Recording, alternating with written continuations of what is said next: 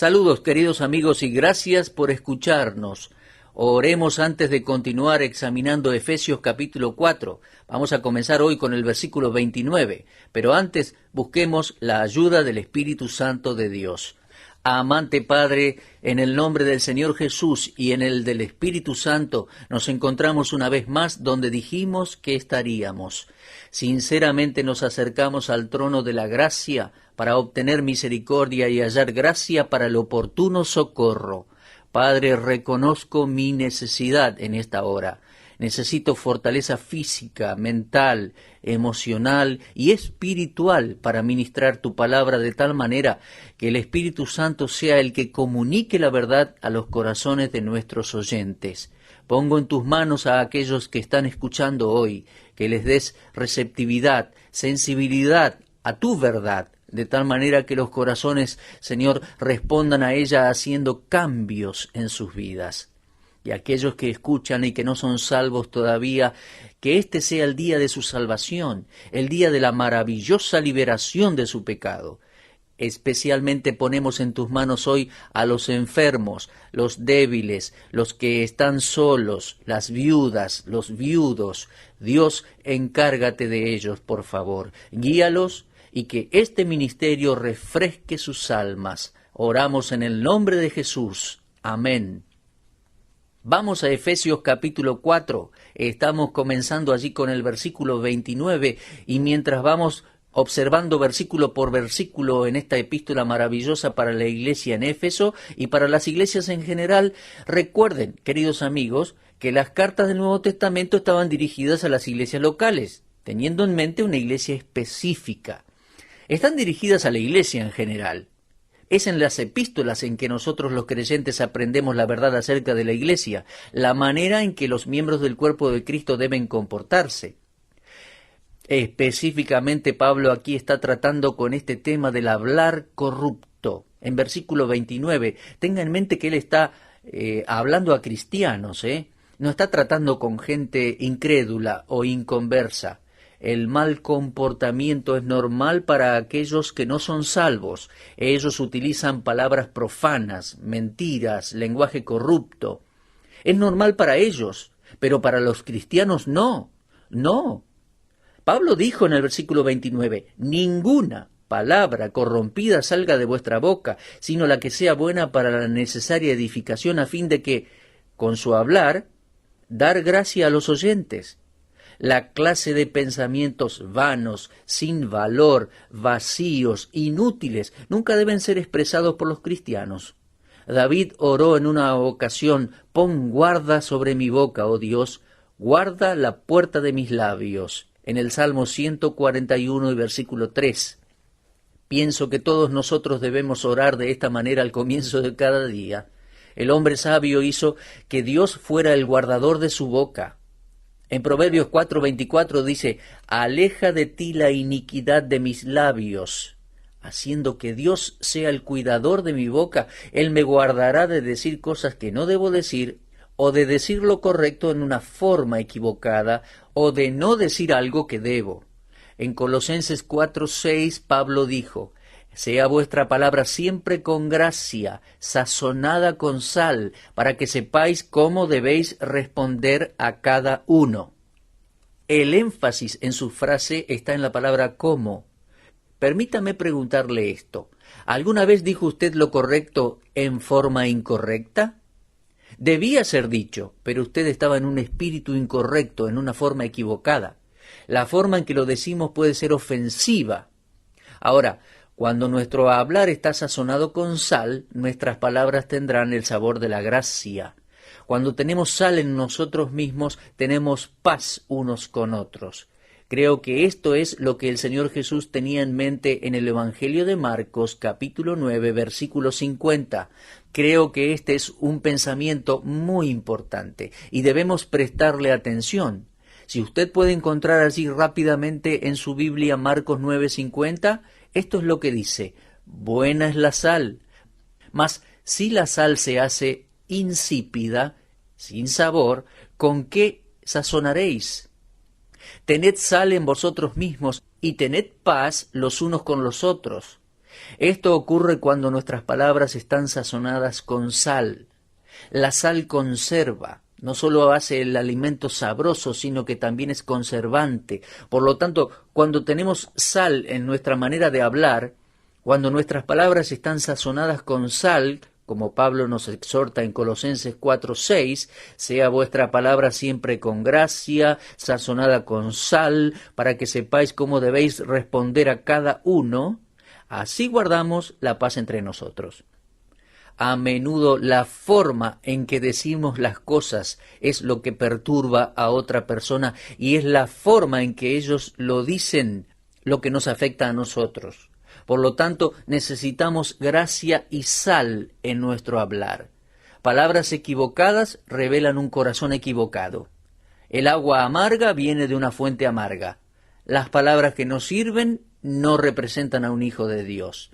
Debemos ser muy cuidadosos de lo que decimos y cómo lo decimos.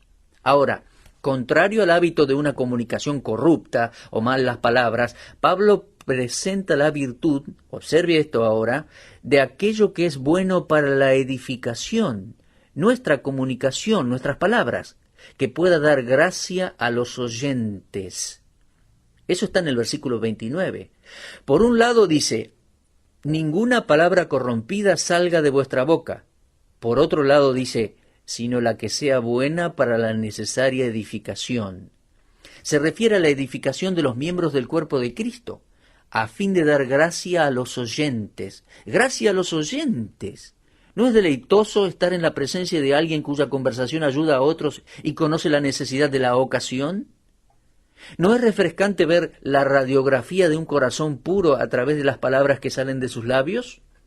Es un gozo y un placer compartir con algunos queridos hijos de Dios, pero también estamos en la presencia de algunos cristianos y resulta que no queremos estar con ellos por mucho tiempo.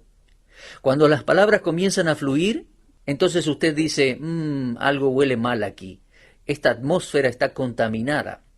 En Mateo 12:34 el Señor Jesucristo dijo, porque de la abundancia del corazón habla la boca. Cuando las palabras de Cristo moren en nosotros en abundancia, y ese es el consejo de Colosenses 3:16, nuestras palabras estarán guiadas por su palabra. Esto edificará el cuerpo de Cristo y traerá a otros las bendiciones del Evangelio. Esta es la clase de cristiano que yo quiero ser. Tengo que trabajar duro con ello. Hay mucho para mejorar en esta área de mi vida. Yo no quiero que me descubran chismoseando por allí. No quiero hablar mal de otra persona. Esa no es mi ocupación. Existen unos pocos hombres en el mundo que han practicado el fino arte de controlar su lengua. Y yo admiro esto en otros cristianos. Necesito esto en mi propia vida. Y espero que usted se sienta de la misma manera. Continuemos ahora con el versículo 30, entrando al final ya del capítulo 4. Allí Pablo dice, y no contristéis al Espíritu Santo de Dios, con el cual fuisteis sellados para el día de la redención. Posiblemente este sea un versículo que valga la pena sacarlo de contexto, ¿eh? Ahora, no es bueno sacar un texto de contexto nunca. Es un hecho conocido y comprobado tanto por la Escritura como por la experiencia humana que en el momento del nuevo nacimiento el Espíritu Santo entra en el pecador que cree para habitar en él en forma permanente. He mencionado esta verdad muchas veces en mi ministerio de enseñanza bíblica. Cada persona salva tiene el Espíritu Santo en ella. Ninguna persona que ya es salva vuelve a recibir el Espíritu o el bautismo del Espíritu. No. 1 Corintios 12:13 dice, porque por un solo Espíritu fuimos todos bautizados en un cuerpo. Como cristiano tiene el bautismo del Espíritu Santo. No existe otra forma de entrar al cuerpo de Cristo. No hay otra manera de convertirse en un miembro del cuerpo de Cristo excepto a través de la obra de bautismo del Espíritu Santo. Y eso es un hecho establecido, y cada cristiano debe saberlo. Mi amigo, no busque el bautismo del Espíritu Santo. Si usted no tiene el bautismo del Espíritu Santo, entonces nunca ha nacido de nuevo con la autoridad de la palabra de Dios, como establece en 1 Corintios 12:13. Y Romanos 8:9 dice, si alguno no tiene el Espíritu de Cristo, no es de él. Este es un hecho que está confirmado por la Escritura y por la experiencia de cada verdadero hijo de Dios. Ahora bien, la obra inicial del Espíritu Santo, luego de haber traído convicción de pecado al corazón de la persona, es crear en esa persona una nueva naturaleza. Y su naturaleza, la cual es divina, la comunica el Espíritu Santo de Dios. El Espíritu Santo de Dios mora en nosotros. Pero atención, Él se entristece cuando algún mal pensamiento, una mala palabra, ocupa la mente o el cuerpo del cristiano. Recuerde, amado hermano, nuestros cuerpos son el lugar donde el Espíritu Santo mora, habita. 1 Corintios 3:16, 1 Corintios 6:19 y 20 lo declaran así. Dice, ¿o ignoráis que vuestro cuerpo es templo del Espíritu Santo, el cual está en vosotros, el cual tenéis de Dios y que no sois vuestros? Porque habéis sido comprados por precio, glorificad pues a Dios en vuestro cuerpo y en vuestro espíritu, los cuales son de Dios. El Espíritu Santo aborrece aquellos pecados que están mencionados aquí en este contexto con el cual estamos tratando. Todos los pecados que están mencionados aquí en Efesios capítulo 4 contristan, es decir, entristecen al Espíritu de Dios.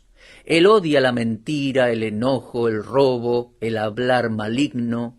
Amado oyente, el Espíritu Santo es una persona con sentimientos y por lo tanto Él puede ser entristecido. Y realmente nosotros los creyentes podemos llegar a ser muy desagradecidos si lo entristecemos. Su presencia en cada uno de nosotros quiere poner a un lado todo lo que no se parece a Cristo. El pecado lastima al Espíritu Santo, le causa dolor, lo entristece. Querido oyente, entristecer al Espíritu Santo es sinónimo de apostasía. El cristiano que entristece al Espíritu Santo está en un estado de apostasía. Solo cuando entristecemos al Espíritu Santo estamos fuera de la voluntad de Dios. Pero cuando le damos a Él su lugar correcto, entonces estamos en la voluntad de Dios y podemos esperar hacer una contribución a la edificación de todo el cuerpo de Cristo.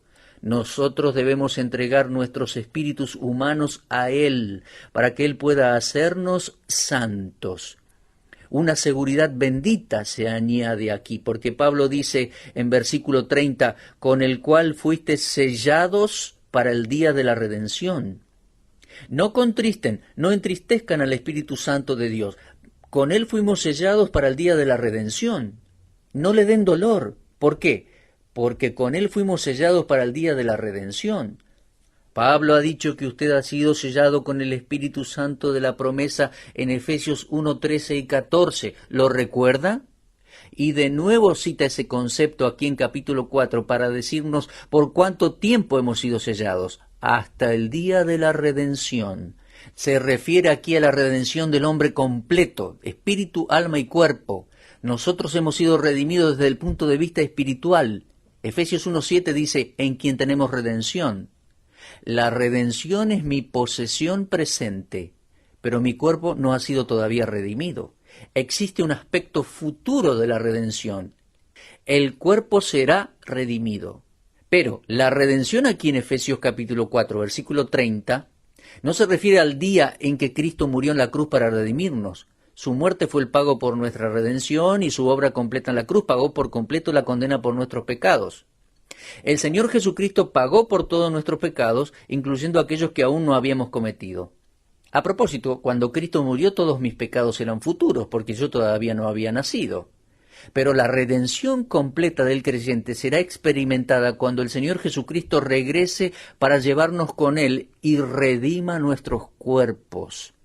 Nosotros estamos esperando la redención de nuestros cuerpos de acuerdo a Romanos 8, 22 y 23.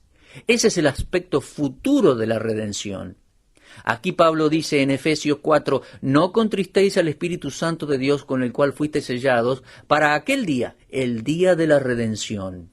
Cuando nuestro Señor Jesucristo regrese, reconocerá a todos aquellos que han sido redimidos de la culpa y condena del pecado, porque Dios ha puesto su Espíritu Santo en nosotros como el sello y la marca de su posesión.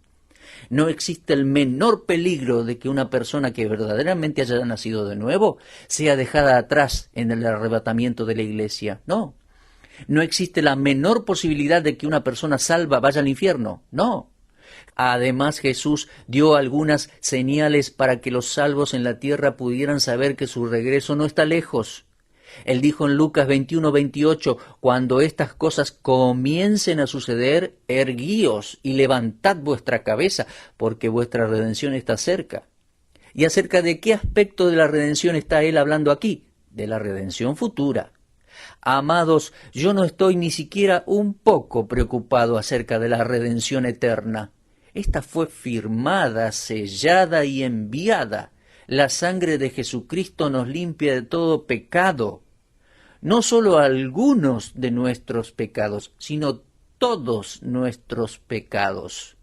Y aquí en Efesios 4:30, el sello del Espíritu Santo es la marca de la posesión y autoridad divinas sobre el corazón de cada verdadero hijo de Dios. Es la marca de posesión y de seguridad. Una vez escuché a un predicador decir que si alguna vez podía ir al infierno, entonces el Espíritu Santo iría con él, porque Jesús dijo en Juan 14, versículos 16 y 17, cuando venga el Espíritu de verdad, Él estará con ustedes para siempre. Eso es imposible, ¿no? Que una persona salva y que tiene el Espíritu Santo vaya al infierno. Ahora, en vista de la sensibilidad del Espíritu Santo hacia el pecado y la cercanía de nuestra redención, es decir, de la venida de Cristo, donde nuestros cuerpos serán redimidos, hay una lista de pecados aquí que debemos dejarlos de lado. En los versículos 31 y 32 Pablo dice, quítense de vosotros toda amargura, enojo, ira, gritería, maledicencia, malicia. Mi hermano, la amargura es lo opuesto a la dulzura. La amargura sugiere aquella actitud sarcástica e hiriente. Palabras amargas y acciones amargas muestran que el corazón no está bien. De los inconversos Pablo escribió en Romanos 3:14, su boca está llena de maldición y amargura. En Hebreos 12:15 dice, advirtiendo a creyentes, cuidado, no sea que, brotando alguna raíz de amargura, os estorbe y por ella muchos sean contaminados. Santiago en su capítulo 3, versículo 11 al 15 nos dice, ¿acaso una misma fuente hecha por una misma abertura agua dulce y amarga? Pero si tenéis celos amargos y contención en vuestro corazón, dice Santiago, esto es mundano, sensual, maligno. De acuerdo a estos versículos, tenemos los creyentes que quitar el clamor que produce el enojo. ¿Clamor? ¿Cómo es eso? Bueno, es la expresión audible del enojo. Gritería, alboroto, vociferación, vociferar la ira y la amargura del corazón. Es el grito de nuestras pasiones quejándose en contra de alguien, tratando de defender nuestros propios derechos. Además, toda murmuración y toda malicia deben ser quitados. Santiago 4:11 dice, hermanos, no murmuréis los unos de los otros. Sí, queridos hermanos y hermanas en Cristo, quitemos todo esto de nuestras vidas. Quitemos la amargura, la ira, el enojo, la murmuración, la malicia. Estas cosas contaminan al cristiano. Así como el comercio contaminaba al templo en los días de nuestro Señor, y él tuvo que decirles a los que vendían palomas, quitad de aquí esto, eso lo leemos en Juan 2:16, quítenlas, desháganse de esas cosas de su vida. Nuestro capítulo 4 concluye con una exhortación a una maravillosa virtud. Si nosotros la cultivamos, sacará todos aquellos pecados que entristecen al Espíritu Santo. Está en el versículo 32. Y con esto cerramos el capítulo. Dice así, antes sed benignos unos con otros, misericordiosos, perdonándoos unos a otros, como Dios también os perdonó a vosotros en Cristo. La benignidad debe caracterizar las relaciones entre los cristianos. Pero, ¿qué es benignidad? Bueno, si lo entiendo bien, es aquella manera graciosa, gentil, amable, suplicante que permite que otros estén cómodos en nuestra presencia. ¿Se sienten cómodas las personas con nosotros? La palabra benignidad es bondad en acción, lo cual se expresa en acciones correctas y concretas. Tenemos que conducirnos con benignidad para con otros, de la manera en que nos gustaría que nos trataran a nosotros.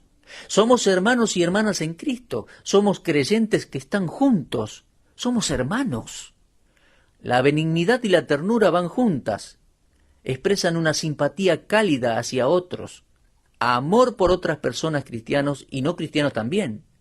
Algunas veces me temo que no somos muy misericordiosos y compasivos para con los demás, Vemos a otros hacer cosas y decir cosas y nos enojamos, pese a que podemos decir y hacer las mismas cosas y justificarnos a nosotros mismos.